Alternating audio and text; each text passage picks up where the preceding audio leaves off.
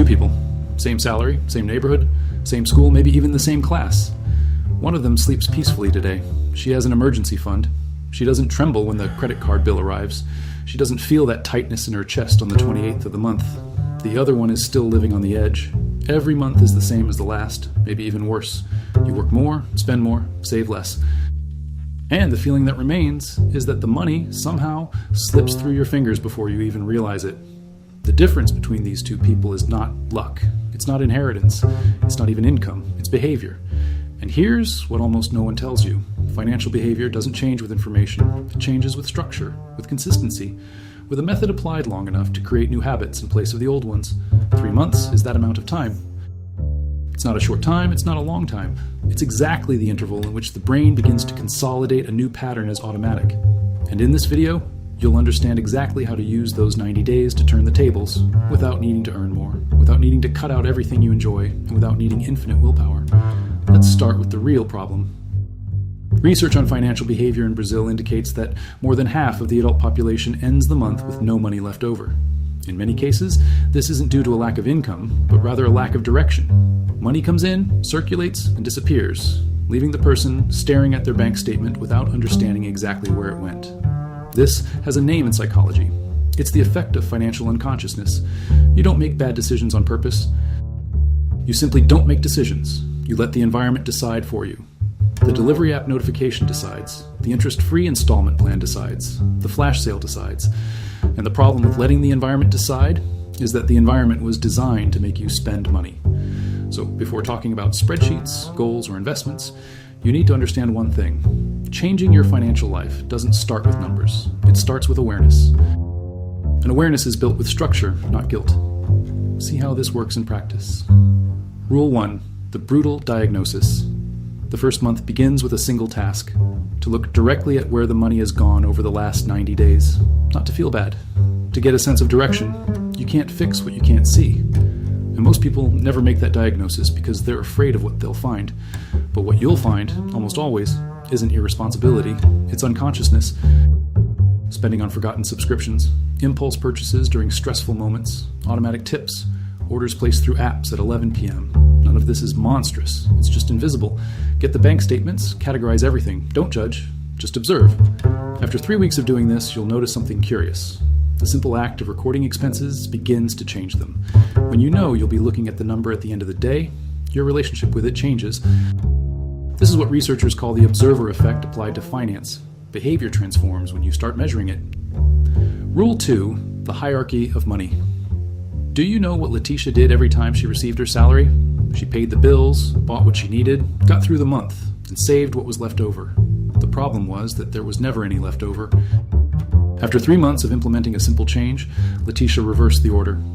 As soon as her salary hit her account, she automatically set aside a fixed amount for savings before touching anything else.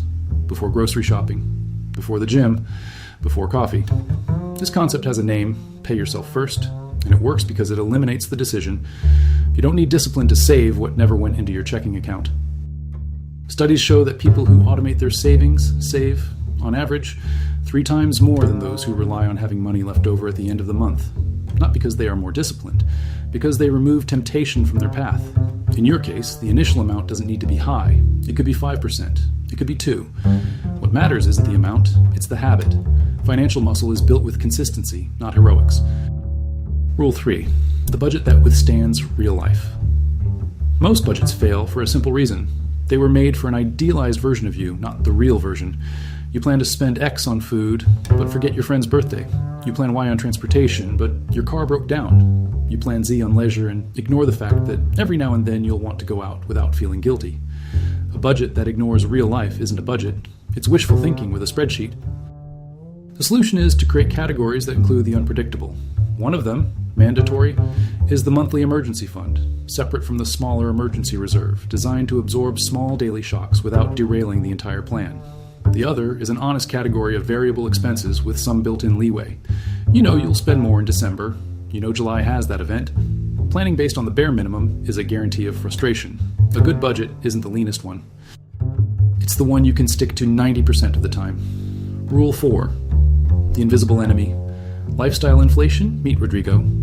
When he was a trainee, he lived on 2,300 raise and managed, with difficulty, but he managed.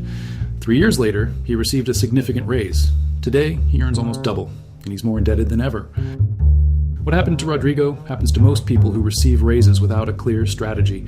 Lifestyle costs inflate along with income, or even before it does. The apartment got bigger, the car was upgraded, the restaurant was upgraded, the streaming apps doubled, and each choice individually seemed reasonable. The problem was the whole package. There's a simple principle to avoid this. Every time your income increases, allocate at least half of the increase to savings or investments before changing any spending habits. Let the rest raise your standard of living, yes, but in a smaller proportion than the financial increase.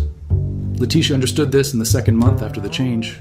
Rodrigo took 2 years to realize what he had done. The difference between the two wasn't intelligence. It was the moment when each of them looked at the standard honestly. Rule 5. The psychology of consistency. Here's the part nobody likes to hear. You're going to fail. At some point during those 3 months, there will be a dinner that didn't go as planned, an impulse purchase that wasn't in the budget, or a week where you simply didn't record anything. And it will be precisely at that moment that you'll want to give up. You'll think you weren't made for this.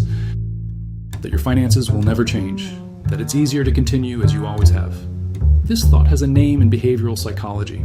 It's the all or nothing illusion. The idea that if you make one mistake, the plan is ruined. And it's responsible for more financial failures than any other belief. The truth is that what separates those who change from those who give up is not never making mistakes. It's the time between the mistake and the return to the plan. Research on habit formation shows that a single failure has almost no impact on the final result. What matters is the response to the failure. Those who resume the next day without drama have a real chance of consolidating the habit in 12 weeks. Those who wait for Monday, next month, next year, rarely start again. You don't need to be perfect. You need to be persistent. Rule 6. The horizon that changes everything. There is one last piece that separates those who change from those who don't, and it's not financial, it's temporal. Most people make financial decisions in the present tense. What do I want now? What do I need this month? What's on sale today? They rarely stop and ask, who do I want to be in a year? In 5 years? And when you connect every financial decision to a concrete image of the future, a trip, a house, a comfortable retirement, simply not owing anyone anything, the small sacrifices of the present take on a different weight. It's not about not spending. It's about spending in alignment with what truly matters to you. Letitia stuck a photo on her bedroom wall, a beach she wants to visit. Every month when she closes the budget, she looks at the photo. It's not empty motivation. It's a concrete anchor. Rodrigo, after understanding what he had done with the increases, set a simple goal. In 18 months, pay off his last debt and never open a revolving line of credit again.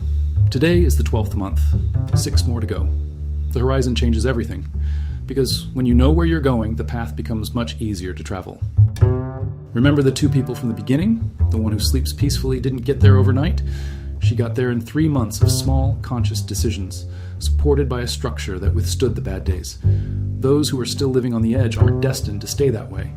But you'll need to stop waiting for the perfect month, the turn of the year, the raise that will solve everything. Because money doesn't change when life changes. Life changes when behavior changes. And behavior changes now, with the next expense, with the next choice, with the next month. 3 months seems like a short time, but it's exactly the right amount of time for the future to start feeling real.